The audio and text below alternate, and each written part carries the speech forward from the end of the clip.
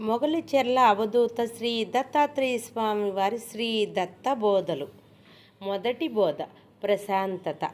ఆత్మజ్ఞానం పొందిన వారు ఈ ప్రపంచంలోకి వారి చివరి జన్మ కోసమని వచ్చినప్పుడు వారు వ్యవహరించే తీరు చాలా ప్రత్యేకంగా ఉంటుంది. ఉదాహరణకు జగద్గురువు ఆది శంకరాచార్యులు, రామకృష్ణ పరమహంస, రమణ మహర్షి, స్వామి వివేకానంద, ఇలా ఏ మహానుభావుల చరిత్రనైనా గమనించండి. అలానే మొగలిచెర్ల అవధూత శ్రీ దత్తాత్రేయ స్వామి వారి బాల్యాన్ని కూడా గమనించండి. శ్రీ దత్తాత్రేయ స్వామి వారి బాల్యంలో ఆటపాటల మీద, అలానే లౌకిక చదువుల మీద అందరిలా ఆసక్తి కనపరిచేవారు కారు. నిజమే, శ్రీ స్వామివారు మామూలు బాలురులాగా ఈ ప్రాపంచిక విషయాలను కుతూహలముగా నేర్చుకుంటూ ఆనందాశ్చర్యాలకు లోనయ్యేవారు కాదు. కానీ అలా అని నిరుత్సాహంగా కూడా ఉండేవారు కాదు. శ్రీ స్వామివారు సర్వజ్ఞులు. వారు కడసారి మానవ జన్మ ఎత్తింది మిగిలిన రుణాన్ని క్షయం చేసేసుకొని మోక్షాన్ని సాధించడానికి. మరి అలా అని తెలిసిన వారికి ఇక్కడ ఆశ్చర్యం ఏముంటుంది చెప్పండి?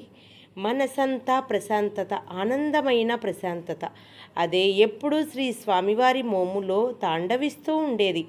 ఎలా అయితే కించిత్ మికిలి లేని నీటిలో మనం నేరుగా లోపల ఉండే వాటిని సుస్పష్టముగా చూడగలమో, అలానే ఆత్మజ్ఞానం పొందిన నాడు మాయా అనే నీటి పొరను దాటుకొని ఈ విశ్వమంతా నిండి నిబిడీకృతమైన ఆ పరమాత్మను సైతం సుస్పష్టంగా చూడగలుగుతూ వారిలో లీలమైపోతున్నామనే స్థితిలో నుండి పుట్టిన ప్రశాంతత అది.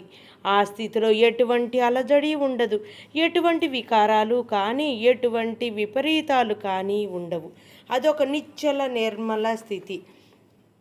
ఋషి వాక్యం. చతుర్ముఖ బ్రహ్మగారి ఆజ్ఞ మేరకు నారద మహర్షి ద్వారా 100 శ్లోకాల సంక్షేప రామాయణాన్ని ఉపదేశం పొందిన శ్రీ వాల్మీకి మహర్షి ఒక సరస్సును చూస్తూ శ్రీమద్ రామాయణంలో బాలకండలో ఇలా అంటారు శ్లోకం: ఆకర్దమమిదం తీర్థం భరద్వాజ నిశామయా రమణీయం ప్రసన్నాద్భు సన్మనుష్య మనోయదా. దాని అర్థం, వాల్మీకి మహర్షి: ఓ శిష్య భరద్వాజ, ఈ సరోవరంలోని నీరు సత్పురుషుని మనస్సు వలె ఎటువంటి బురద లేకుండా ఎంత రమణీయంగా నిర్మలంగా ఉన్నదో చూడు. అలాగే స్కంద పురాణంలో చెప్పబడిన శ్రీ గురుగీత అనే మంత్రరాజమునందు పరమేశ్వరుడు జగన్మాత అయిన పార్వతీదేవితో ఈ విధముగా బోధిస్తున్నారు. శ్లోకము: మోహాదిరహితః శాంతో నిత్యతృప్తో నిరాశ్రయః తృణీకృత బ్రహ్మ విష్ణు వైభవః పరమో గురుః. అర్థము: మోహము మొదలైన మనోవికారాలు లేనివారు, శాంతితో ఎల్లప్పుడూ తృప్తితో, ఏ ఆశ్రయము అవసరం లేక బ్రహ్మ విష్ణువులు పొందే భోగములను కూడా ఎవరైనా గడ్డి పరకతో సమానంగా చూస్తున్నారో అటువంటి వారు పరమోత్కృష్టమైన సద్గురువులు.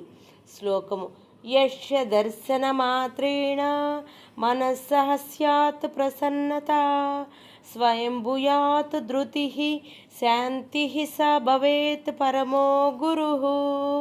అర్థము: ఎవరిని చూసినంత మాత్రాన మనస్సుకు అప్రయత్నంగా ప్రసన్నత కలుగుతుందో, ధృతికి శాంతికి ఆకారమైన అటువంటి వారు పరమోత్కృష్టమైన సద్గురువులు.